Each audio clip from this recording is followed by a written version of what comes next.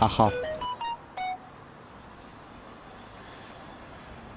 Ha, bular ish qilsak bo'lmaydimi siz bekarchilar ey.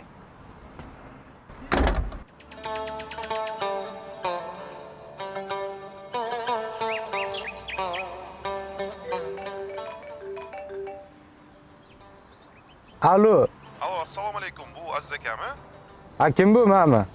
Aziz aka, bizda siz uchun zo'r xabar bor. Siz bankimizda 3 million yutib oldingiz. Qiladigan ishlar yo'qmi? Sizlarni tayinlash qilsanglar bo'lmaydimi sizlar bekorchilarni? Yo'q, Aziz aka, siz haqiqatan 3 million so'm yutib oldingiz. Ha, yo'q ha. Ha, Aziz aka, xuddi shunday. Hozir siz yutuqni qo'lga kiritishingiz uchun sizga kod jo'natdik. Mana shu kodni aytib yuboring. Ha, mana kelibdi ha. Shunda mening kartamga tushirib berasizlarmi shunda hozir? Ha, Aziz aka, hozir tushiramiz. Ha, yozing bo'lmasa. Aha. 18 Demak 18, aha. 43. 43. Bo'ldi Aziz aka, demak yozib oldik. Hozir sizga pul tushadi. Bo'ldi, rahmat. Salomat bo'ling. Xo'p.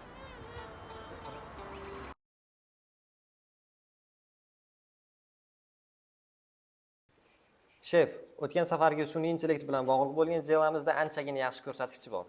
Hozirgi kunda murojaatlar va shikoyatlar anchagina kamayib qolgan va o'zimiz ham xalq orasida targ'ibot ishlarini olib boryapmiz.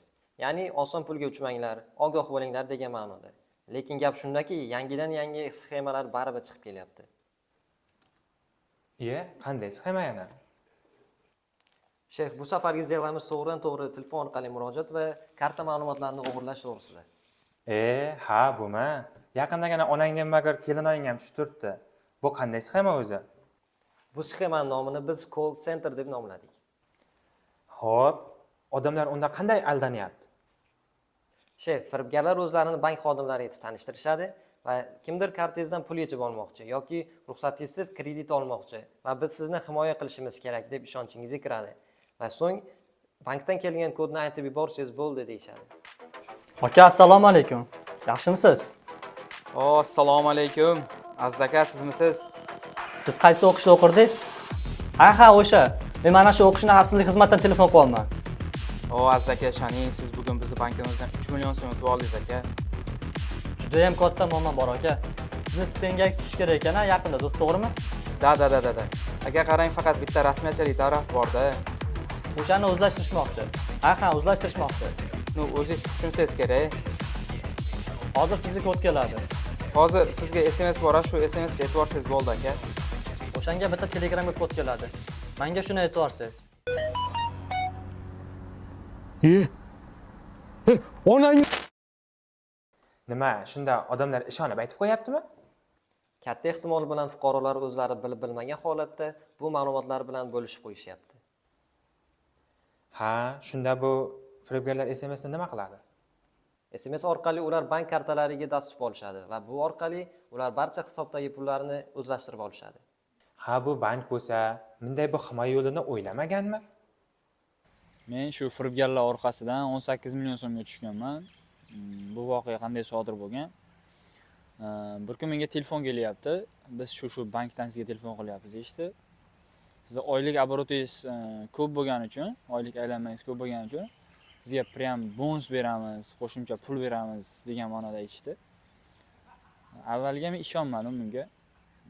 Keyin o'tgan yilgi ma'lumotlarga qarab buni aytgani uchun menda ozgina ishonch hosil bo'ldi. Qanday?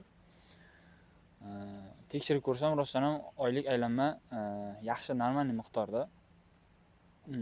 Keyin siz Telegramingiz bormi? Telegramga nomeringizga Telegram ochilganmi degan turli xil savollar berishdi. Men ha deb javob berdim.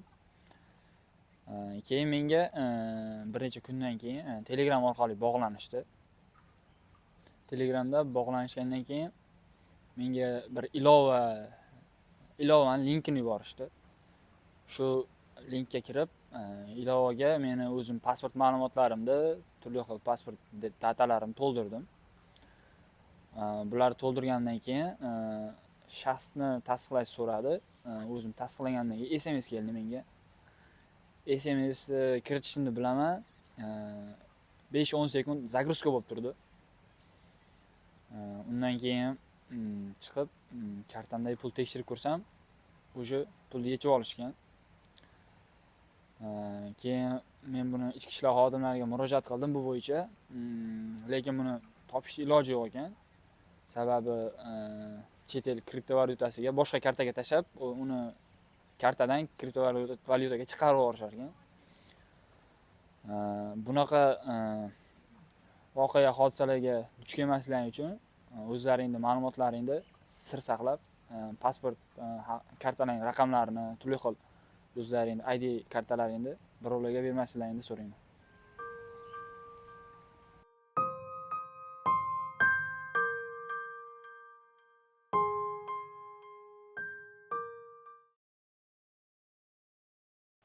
Ha, bu 10 yil oldin yaxshi edi-da. Hamma naqd pul ishlatardi, karta marta bo'lmasdi. Hozir esa interneting rivojlanib ketdi. Men o'zi doim aytaman internet yaxshi emasligini. Shef, internet rivojlanishi bilan messenjerlar ham rivojlanyapti. Hozirgi kunda hammaning telefonida nima bor? Telegram bor. Firibgarlar aynan Telegram orqali hamma ma'lumotlarini qo'lga kirityapti. To'xta. Hozir shunda Telegram direktori hamma ma'lumotlarni firibgarlarning qo'liga deb beryaptimi? Yo'q, shef, hozir tushuntirib beraman. Sxema juda ham oddiy ishlaydi. Sizga Telegramdan noma'lum shaxsdan xabar keladi. Siz 3 million so'm yutib oldingiz. Ushbu ilovani yuklab olib, sovrinlaringizni kartangizga tushirib oling. To'lash uchun quyidagi ilovani yuklab oling deb virusli APK fayl tashlab berishadi. Unga pasport ma'lumotlaringizni, yashash manzilingizni, karta raqamlaringizni kiritasiz. Natijada vaqtinchalik xatolik yuz berdi deb sizni ilovadan otib yuborishadi. Va bu ilova telefoningizdan yo'qolib qoladi. Buni ko'rgan inson ha mayli deb e'tibor ham bermay qo'yadi. Lekin aynan shu vaqt virus telefoningizga chuqur o'rnashib olib o'z ishini boshlaydi. Endilikda ushbu virus orqali telefoningizdagi barcha ma'lumotlarga dastur bor. Ular sizni SMS-laringizni, telefon raqamlaringizni, hattoki karta ma'lumotlaringizni qo'lga kiritishadi. Assalomu alaykum. Bir necha oylar oldin o'zim ham firibgarlik qurboni bo'lganman. Telegramdan xabar kelgan, ya'ni bir qancha miqdordagi pul yutug'ini yutdingiz degan. Boshlanishiga ishonmadim. Keyin xabarni to'liqligicha o'qib ko'rganimda ozgina xursand bo'ldim. Keyin ularga javob qaytardim. Javob qaytarishim bilanoq o'sha momentda menga bu yutuq haqida ma'lumot berishdi va akkauntimga APK fayl, ya'ni предложение tashlab berishdi. Va men uni yuklab olib, telefonimga o'rnatdim va u предложениеga kirganimda mendan bu mukofotni olish uchun o'z karta ma'lumotlarimni kiritishimni so'rashdi. Va karta ma'lumotlarimni, telefon raqamlarimni kiritishim bilanoq telefonimga SMS keldi. Va bu SMSni u предложениеga kiritdim va o'sha momentda u предложение telefonimdan o'chib qoldi, yo'q bo'lib qoldi. Keyin men qandaydir xatolik yuz berdi deb o'ylab yana o'sha akkauntga yozdim, lekin hech kim javob bermadi. Va balki bu kartamga уже yutuq tushdi deb o'ylab kartamni tekshirganimda kartamdagi ham bor mablag' hammasini yechib olinganligining guvohi bo'ldim.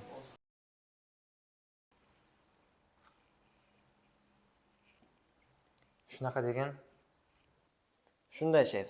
Afsuski biz ularni hozir topa olmaymiz. Chunki ular bularni barchasini chet eldan amalga oshirishmoqda. Sodda va ishonuvchan xalqima, o'z peshona terisi bilan topgan pullarini qayoqdagi bir firibgarlarga berib qo'ysa-ya, nima bo'lsa ham xalqimdan umidim katta. Bir kunmas bir kun kelib hamma tanqidiy fikrlashni boshlaydi.